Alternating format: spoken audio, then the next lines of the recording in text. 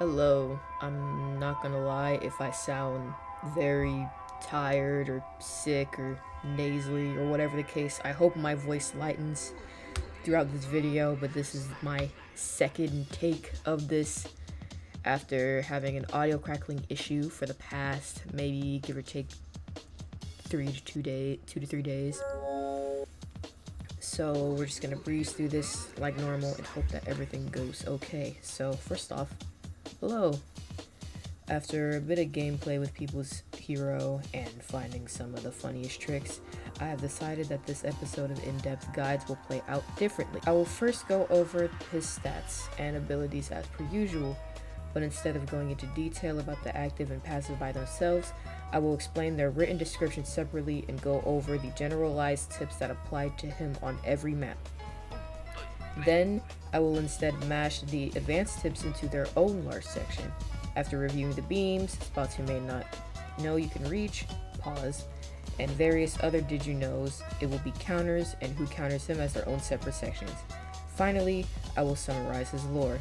This format allows me to not have so many lines to rehearse and lets you all see my clear-cut notes I've been taking during PH matches. So without further ado, let's start off with his stats. People's hero is a 6'5", which is pretty fair for abilities of his caliber. He has an 80-second detect CD that lasts 5 seconds, a 1.75 second attack recovery with a minus 1.75 ms slow, and a plus 1.75 lunge speed that lasts 1.75 seconds, which for a killer of his type is actually pretty good. I'm going to turn up my cooling mat, so I apologize in advance if there's any fan noises in the background. I'm not taking any chances. His lunge also feels slightly extended due to the nature of the way he walks, but that might just be a presentation thing. Also, I will warn you now, walking upstairs or steep ladders is abysmal because his walk is just... it's the way he has his arm held out. I don't know. So just don't play him on Haverhill. That is your only warning.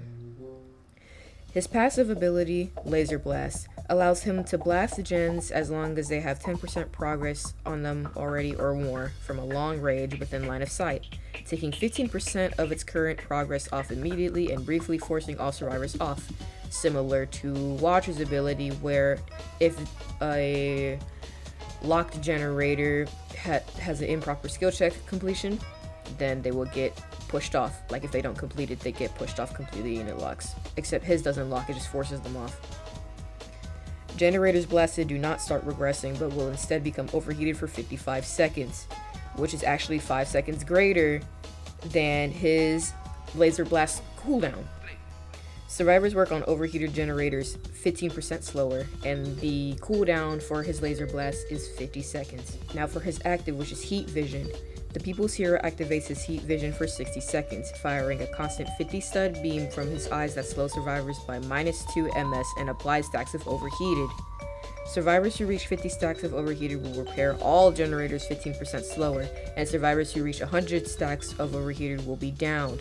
Survivors lose 25% of their stacks when down, and this has a 25-second cooldown when you deactivate it or when it goes off.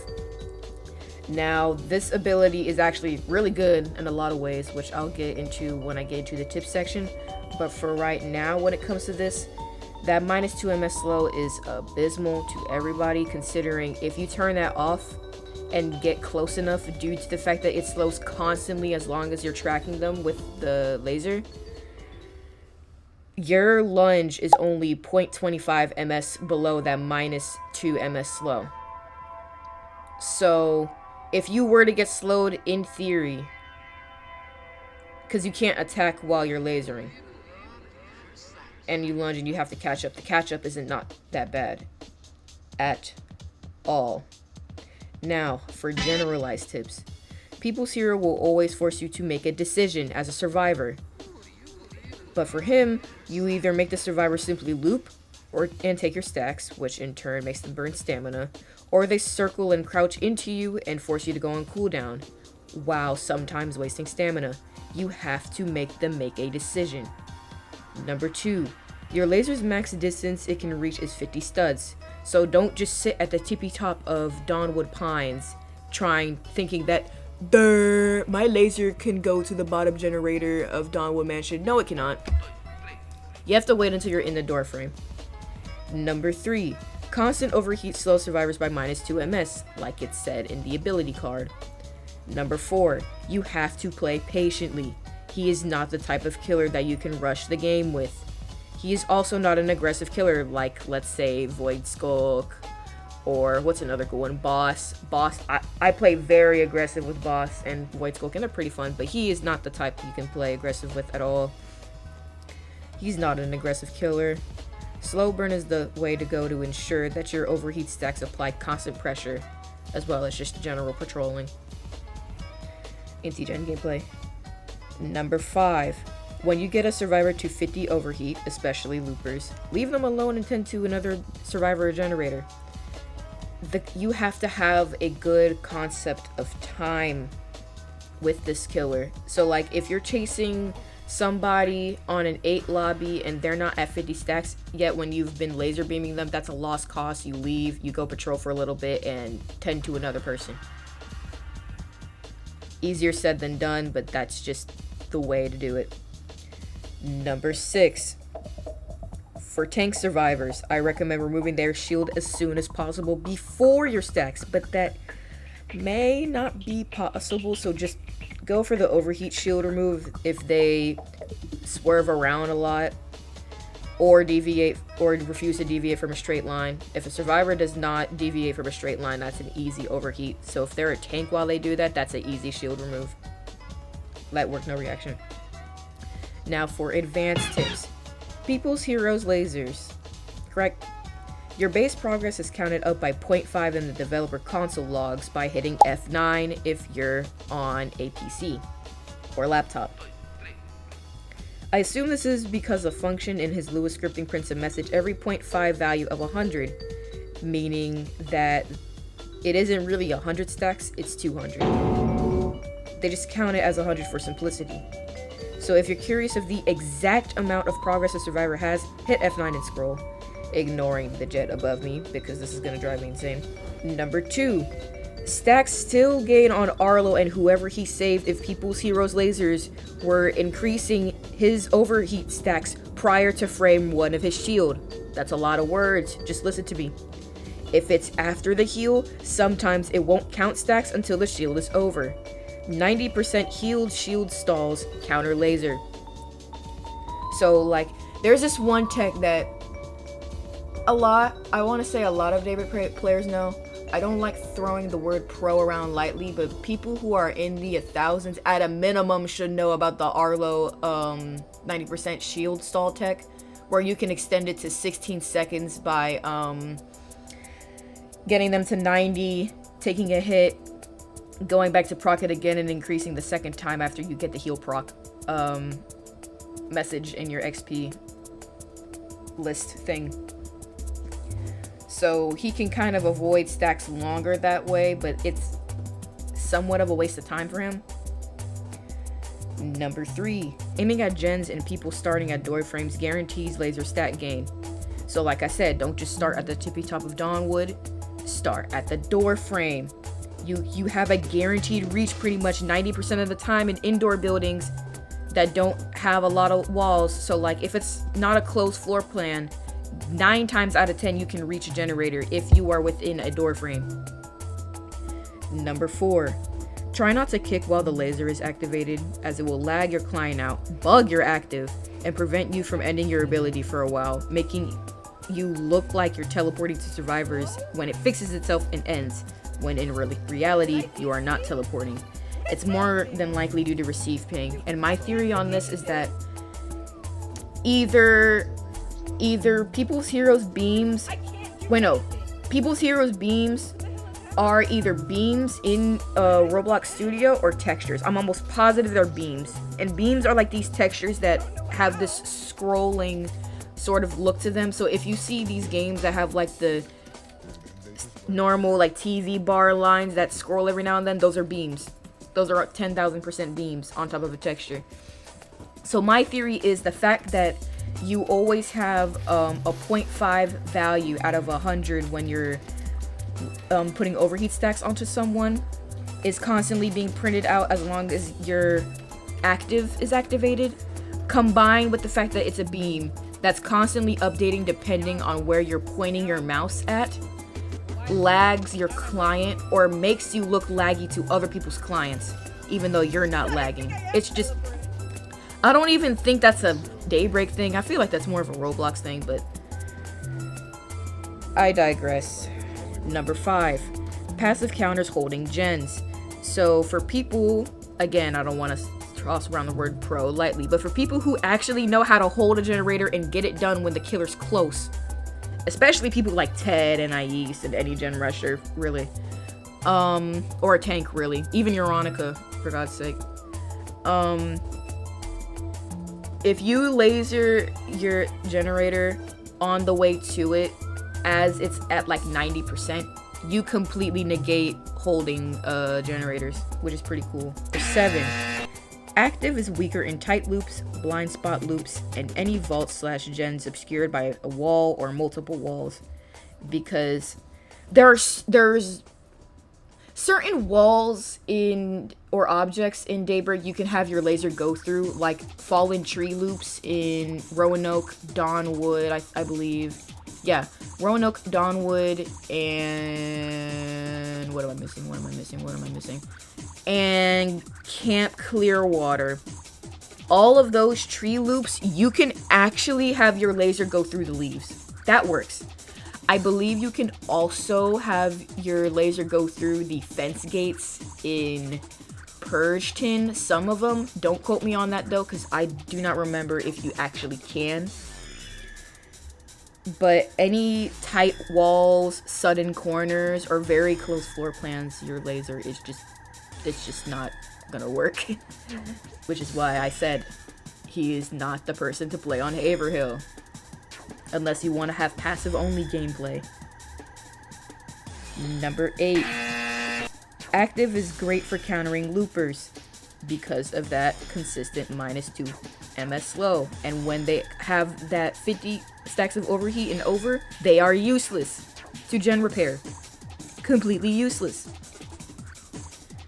Number 9. People's Hero is versatile. He works on every map, but outdoor medium maps are probably the best for him.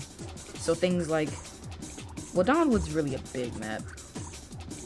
I would say probably his easiest ones would be Roanoke and Cliffmac. Cliffmac definitely, since it's longer than it is wide. But he's still good on big maps too. And he's pretty good on Empire. You can gain stacks by aiming at survivors' feet under the Purgeton truck. He can shoot beams through that one fence pointing down to the bottom flag gen, which I'll play now. Yeah, the fact that works is funny. Okay.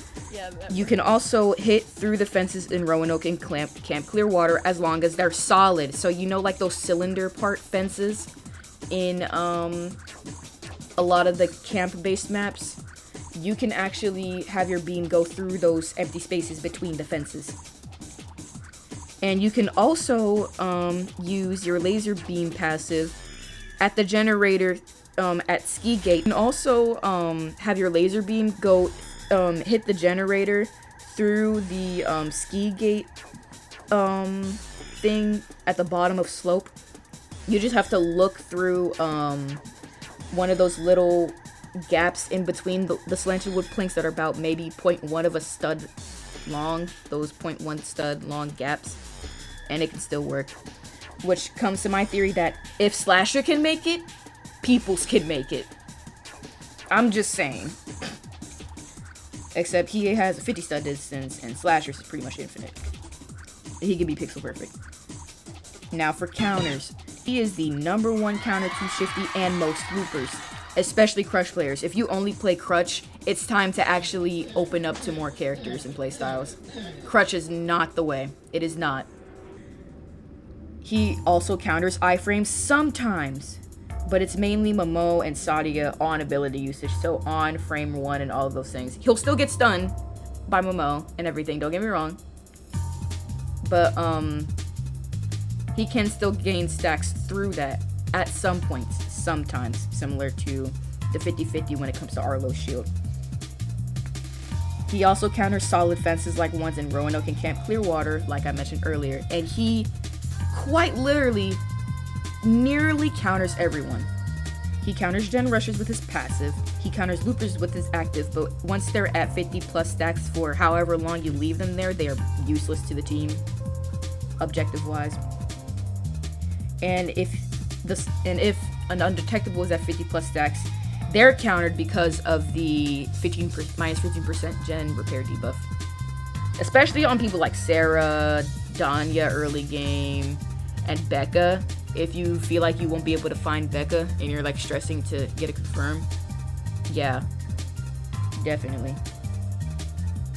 He can counter Anais and Crosby's abilities because his passive does not trigger their perks, but this can only work as long as he kicks the generator before he beams it, for Anais. But if it's Crosby's case, if you actually notice him going back to the generator, or you feel like he's gonna go back, like a shifty situation, kick the generator, leave it. If you see him going back and you catch him, just laser it.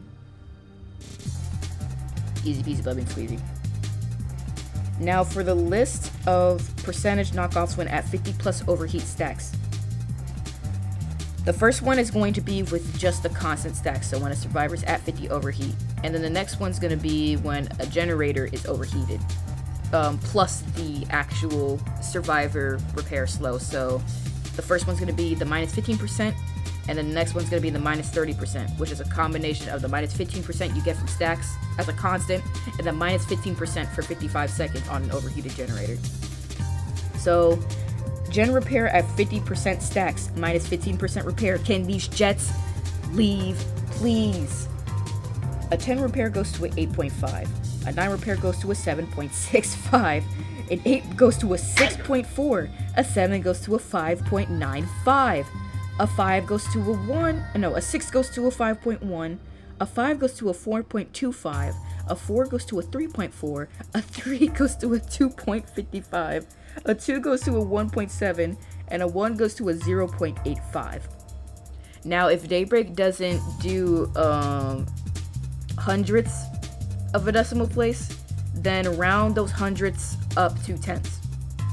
And even then, that's still bad. That's still actually really bad, but really good. And I'm very glad that they have a killer that's actually oppressive like that, because every time they nerf a killer, it's just the gen pressure is not it. He basically outplayed Android, which is rare. It's rare to outplay Android in principle in anti-gen when it comes to stuff like that, but he outplayed them. He really did. Now for the gen repair debuff at 50 stacks plus the laser blast on a generator, aka minus 30%, which is a combination of minus 15% plus minus 15% gen repair debuff. A 10 repair goes to a 7. Wow. A 9 goes to a 6.3, an 8 goes to a 5.6, a 7 goes to a 4.9, a 6 goes to a 4.2, a 5 goes to a 3.2, a 4 goes to a 2.8, a 3 goes to a 2.1, a 2 goes to a 1.4, and a 1 goes to a 0.7 repair. Lord, just bless me today. And for the things he gets countered by, he can get countered by scrunched indoor maps, aka, like I said, closed floor plans or cluttered areas, depending on his position, aka Haverhill, Empire Finance offices plus blue sofas area, some spots in Cordoba like the main stairway and steel stair entrance, or like those loops that are underneath stairways for some reason, log cabin loops in Camp Clearwater and some in Roanoke. He also gets countered by main houses and interiors with a lot of corners, like Roanoke Mansion, Roanoke Cafeteria, the interior of Camp Clearwater Barn to a degree, and Purgeton Diner. Gas station does not really count, and I only put Purgeton Diner in here because if they make that vault in front of them after going up the stairs and just dip out, they don't get as many stacks as they would if they were to dip left after leaving that generator and go straight. He also gets countered by corners or tall walls. Rainer Shield doesn't really count in this because it's easy to ignore it. Even though it does block off stacks, you can just literally walk around it or kick it and you'll be fine. It is just a nuisance to you. That is literally it. long iframes. So frame 1 of AG's camera and the first few frames of Momo's bat, sometimes. He also gets countered by movement, being crouched into consistently, zigzagging constantly, swerving or 360 dips consistently, which can all be easily countered with good hand-eye coordination with your mouse and keyboard, or keeping a moderate distance away from the survivor when beaming between 10 to 15 studs. Finally, we are nearing the end. We could talk about his lore as the 4th plane flies over me. Wow. Wow. Long story short, Pop's lab rats had wife, life good, wife manipulate, wife bad. Started his little Avengers when they both escaped Cordoba. Night Countess had evil custody, and didn't inform them that they had kids, which can imply a lot of bad things, but pause. They clarify later that they were also made in a lab, which I assume the fact that they look so similar to him is either they use the same DNA as they use for them, or they literally just took part of their DNA and be like, let's clone you. Let's make little Gen Zers of you. I mean, not Gen Z, little Gen Betas of you. Correct? Got sad that the kids wanted to return for saving people with their powers. Kids find out he played a part in the lab and crashed out. Anna, aka Tempest. Man with good intentions kind of gets bitch slapped by his wife and kids. Kind of tragic, but yeah, that's it. I'm praying there's no audio crackling in this, because I don't think I have it in me to retake this a 3rd time. So I love y'all. Stay creative. Take care of yourself. Peace.